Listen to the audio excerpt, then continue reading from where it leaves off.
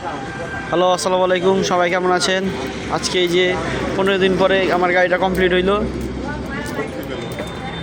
গাড়িটা কেমন হয়েছে আপনারা সবাই জানাবেন। খুব সুন্দরভাবে রং করছে, কোথাও কোনো রাখে নাই, ত্রুটি রাখে নাই। এই যে গাড়ির পিছনে, এই যে গাড়ি আরেকটা, এই যে আমার গাড়ি।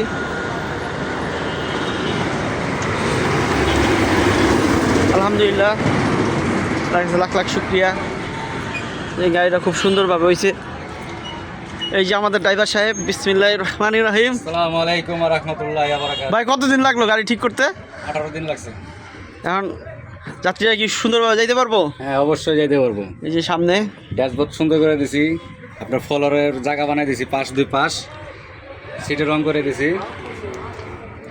এই যে আমাদের আরেকজন স্পিরিট রং, স্পিড রং।